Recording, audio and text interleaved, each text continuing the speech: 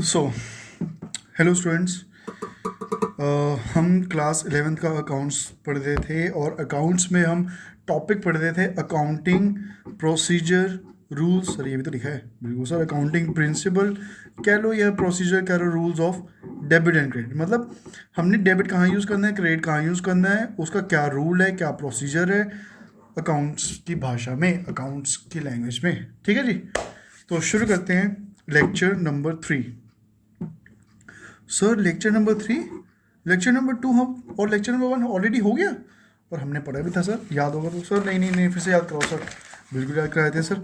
हमने ये पढ़ा था अब तक मतलब लेक्चर 1 और लेक्चर 2 में हमने ये पढ़ा था कि there are 2 types of rules. हमारे अकाउंट सिस्टम में 2 तरह के रूल्स चलते हैं। नंबर 1 डेबिट और क्रेडिट। और हमें एक चीज़ हमेशा याद रखनी है कि हमारे अकाउंटिंग सिस्टम में जो डेबिट साइड है कॉलम की और क्रेडिट साइड है कॉलम की हमेशा इक्वल होगी।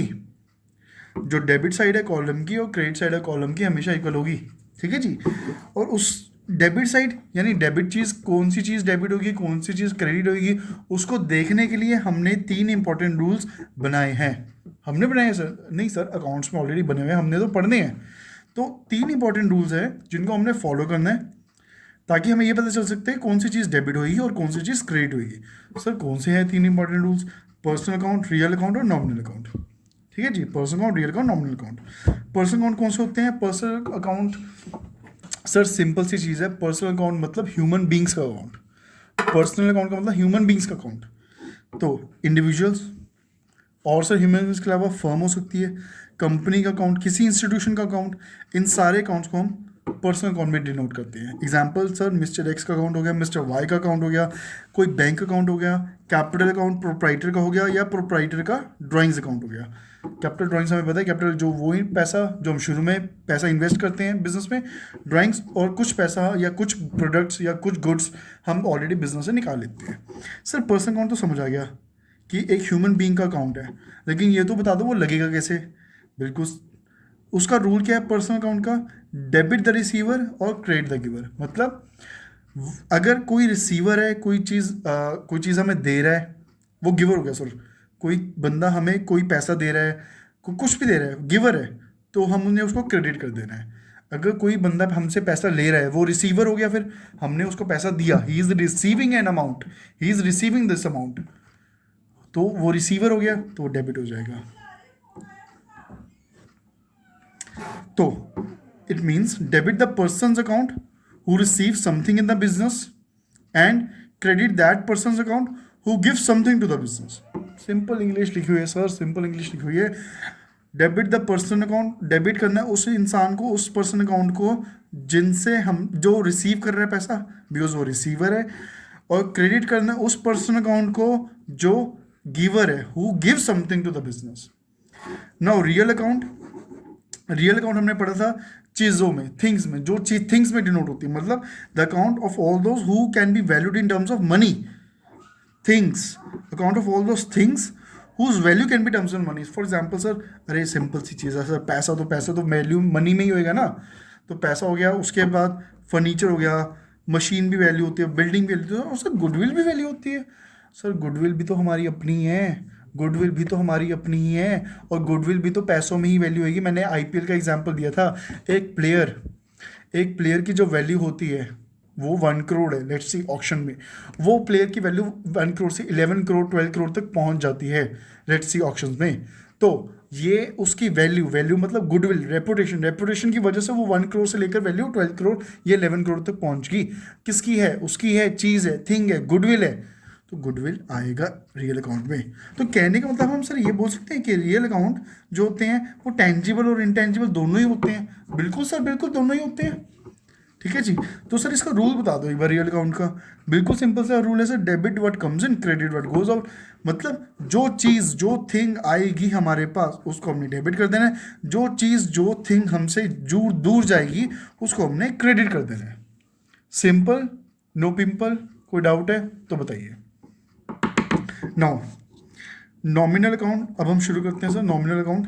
ठीक है, एक हमने एग्जाम्पल भी लिया था, एग्जाम्पल समझा दो आपको, लास्ट क्लास का समझाया तो शायद भूल होंगे। उल्टा समझाता हूँ, पहले कुछ और एग्जाम्पल था, अब कुछ और एग्जाम्पल है, उसका वाइस वर्सा एग्जाम्पल समझाऊंगा ताकि और क्लैरिटी होगी बेसिकली। तो gives an amount of ₹1000 to mister Y. ध्यान से सुनना सर, वाइस वर्सा एग्जाम्पल है। लेक्चर 2 में मैंने यही सेम एग्जाम्पल लिया था, और लेक्चर 1 में भी यही सेम एग्जाम्पल लिया था, लेकिन कुछ उल्टा था। उसमें था कि receiving an amount of 1000 from mister Y, उसमें ये था। लेकिन अब क्या, हम दे रहे हैं gives an amount of 1000 to mister Y, या paid an amount of ₹1000 to mister Y, या ये कह लो, ठीक है, सिंपल। अब यहाँ पर दो चीज़ टच हुई है सर, एक तो मिस्टर वाई टच हुआ है और कैश टच हुआ है। सर कैश तो लिखा ही नहीं, अमाउंट सर कैश ही तो होती है जी, अमाउंट कैश ही तो होती है। हिंदी में पढ़ते हैं, paid amount of 1000 to mister Y.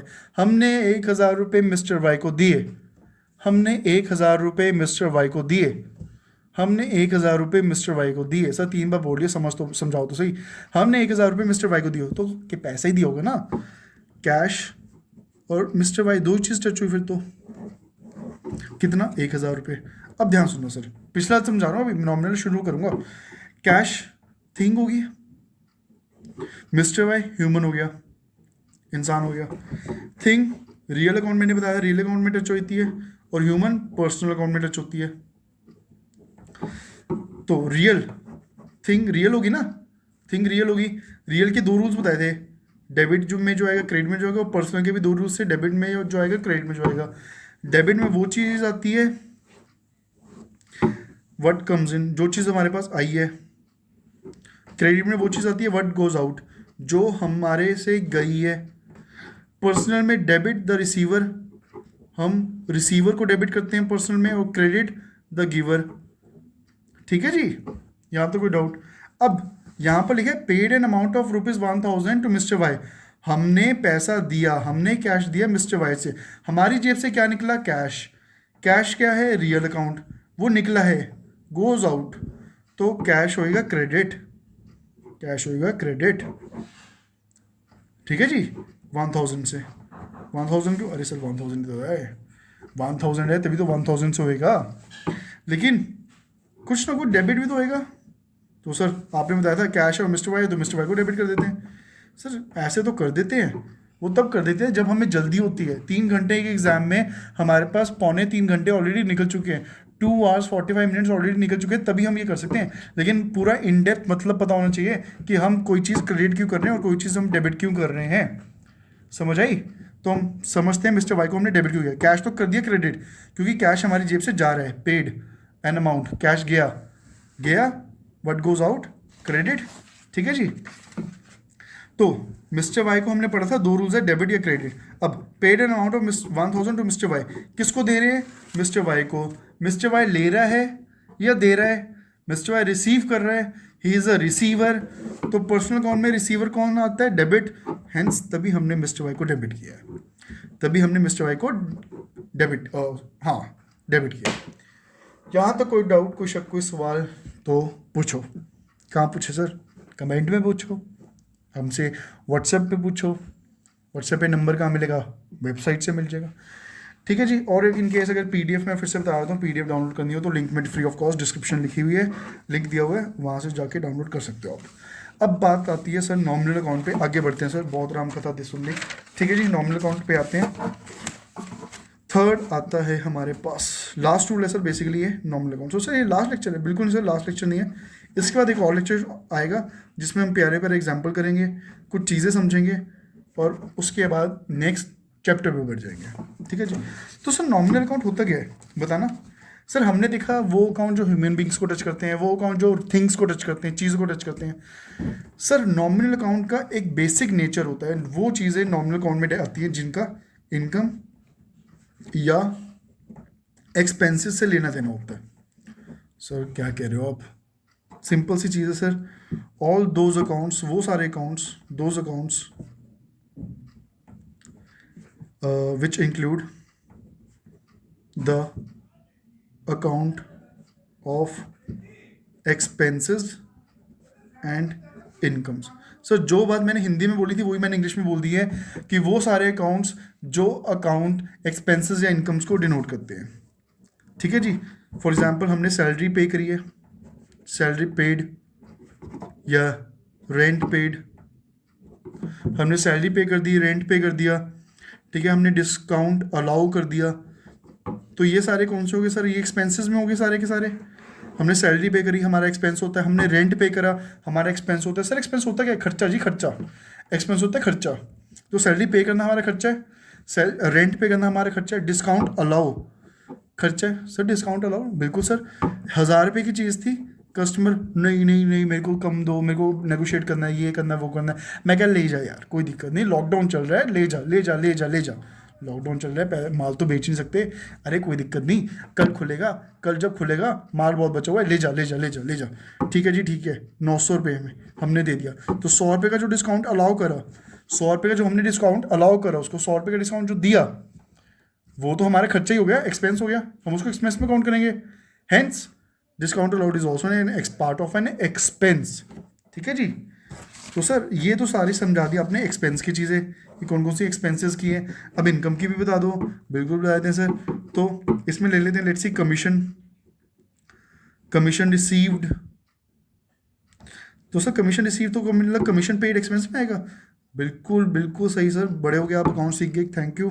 Commission paid expense में आएगा मतलब। तो commission received is a part of incomes account. Commission received हो गया, इंटरेस्ट रिसीव्ड हो गया, ठीक है जी, इंटरेस्ट रिसीव्ड हो गया। अब जैसे हम डिस्काउंट अलाउ करते हैं वैसे ही हम लग गए, नहीं नहीं भैया हमें 1,000 की चीज़ 900 में दो, नहीं नहीं भैया हमें 1,000 की चीज़ 900 में दो। और जब किसी कस्टमर ने हमें जब किसी दुकानदार ने हमें 1,000 की चीज़ 900 में दे दी, तो 100 रुपये का हमें डिस्काउंट मिल गया, तो डिस्काउंट रिसीव्ड हो गया हमें, वो भी हमारी इनकम होगी। ठीक है जी। हेंस इनकम अकाउंट कौन से होते हैं और एक्सपेंस अकाउंट कौन से होते हैं मैंने आपको समझा दिए और आप समझ भी गए बहुत अच्छे से। ठीक है जी। तो नॉमिनल अकाउंट में इनकम और एक्सपेंसेस से रिलेटेड ही चीज़ें आती है। कहने का मतलब ये सारी चीज़ें अगर आपको मिलेगी तो ये सारी की सारी इनकम और एक्सपेंस के पार्ट में जाएगी, जिसका रूल अब हम समझेंगे। जैसे रियल अकाउंट का रूल था ना, debit what comes in, credit what goes out. Personal account का रूल था debit the receiver, credit the giver. वैसे ही नॉमिनल अकाउंट का रूल आएगा, debit all expenses, credit all incomes. मतलब डेबिट करने हैं हमने सारे एक्सपेंसेस को जो अभी तक हमने पढ़े हैं, यानी सैलरी पे, रेंट पे, डिस्काउंट अलाउड, ये सारे के सारे अगर कोई वर्ड हमारे ट्रांजैक्शन में, हमारी एंट्री में अगर आ गए तो चुपचाप हमने उसको डेबिट कर देना है। बिकॉज रूल है, ये रूल है, किसका रूल है? नॉमिनल अकाउंट का रूल है कि हमने डेबिट करने हैं सारे एक्सपेंसेस को और क्रेडिट करने हमने इनकम्स को, क्रेडिट करने हमने इनकम्स को। क्रेडिट कौन सी होती है? Commission received, interest received, discount received, ये सारी की सारी इनकम है। ये रूल किसका है? Debit what comes in, debit all expenses, credit all incomes, ये रूल है हमारा नॉमिनल अकाउंट का। फिर समझाता हूँ सर, नॉमिनल अकाउंट में इनकम और एक्सपेंसेस रिलेटेड चीज़ें ही आती हैं, इनकम और एक्सपेंस रिलेटेड चीज़ें ही आती है, एक्सपेंसेस ये सारी चीज़ें होती हैं, इनकम कमीशन वगैरह ये सारी चीज़ें होती हैं। और इसका सिंपल बेसिक रूल है debit all expenses, credit all incomes. यहाँ तक कोई डाउट है, कोई शक है, कोई सवाल तो आप बिल्कुल पूछ सकते हो। कोई सवाल है, कोई शक, कोई सवाल? सर इसमें ना नॉमिनल अकाउंट तो मैंने आपको पढ़ा दिया कि ये होता है। इससे जुड़ी एक बहुत ही इम्पॉर्टेंट बात है, बहुत ही इम्पॉर्टेंट है सर, इम्पॉर्टेंट मार्क कर लेना इसको।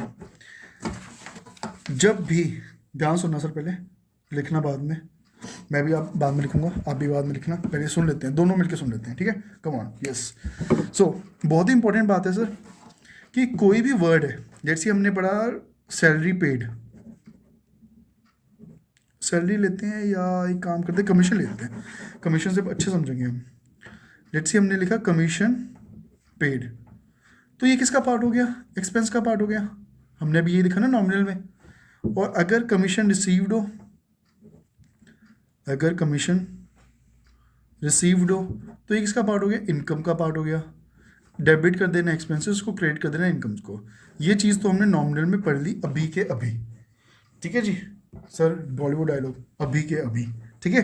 कमीशन पेड हो गया एक्सपेंसेस में, क्योंकि एक्सपेंसेस तो डेबिट हो गया, कमीशन रिसीव इनकम तो क्रेडिट हो गया। ये पढ़ लिया हमने अभी नॉमिनल अकाउंट का रूल। लेकिन इस पर बहुत ही इंपॉर्टेंट चीज़ है सर, अगर नॉमिनल अकाउंट के किसी भी वर्ड में सैलरी हो, कमीशन हो, सैलरी हो गया, कमीशन हो गया, इंटरेस्ट हो गया, रेंट हो गया, किसी भी वर्ड में, मैंने एग्जाम्पल कमीशन लिया है, किसी भी वर्ड में कोई चीज़ ऐड कर दी गई हो, कोई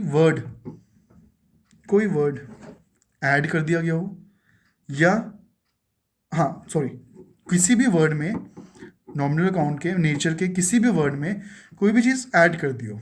ऐड कहाँ करेंगे हम? या तो उसके आगे करेंगे, अहेड करेंगे,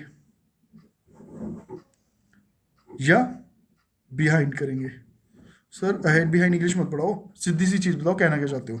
मैं आपको सर सिंपल सी बात है ये कहना चाहता हूँ कि नॉमिनल अकाउंट के किसी भी वर्ड में कमीशन हो, रेंट हो, सैलरी हो, इंटरेस्ट हो, किसी भी वर्ड में, चाहे पेड हो चाहे रिसीव्ड हो, वो मैटर नहीं करता, किसी भी वर्ड के आगे भी, आगे या पीछे कोई वर्ड जोड़ दे।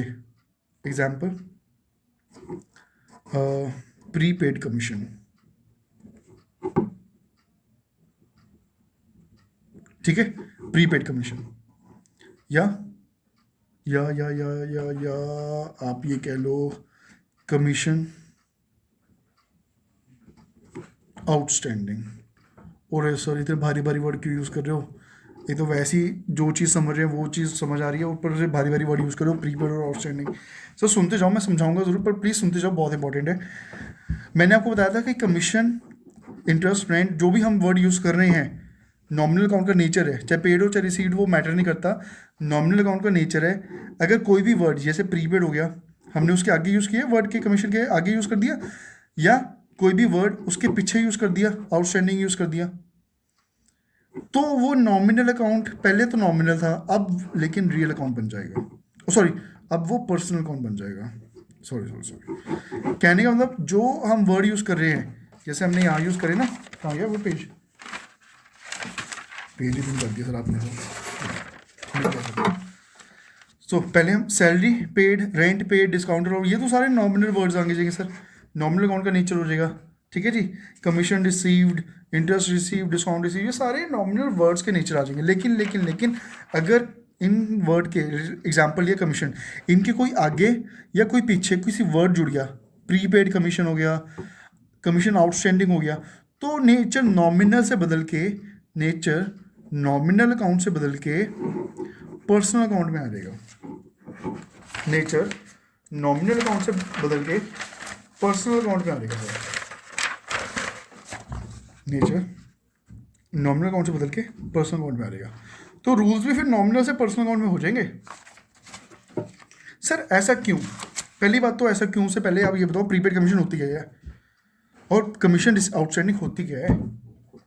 सर प्रीपेड कमीशन क्या होती है? वो कमीशन जो हमें पहले मिल गई, प्री रिसीव्ड होगी, सॉरी प्री रिसीव्ड, वो कमीशन जो हमें पहले मिल गई, वो मिलने से पहले ही मिल गई कमीशन, तो इनकम नहीं हुई। इनकम तो तब गिनी जाएगी जब इनकम होगी, जब इनकम उस अमाउंट में होगी, उस ईयर, उस डेट में होगी। तो पहले मिलना commission, pre received commission personal account में चली जाती है।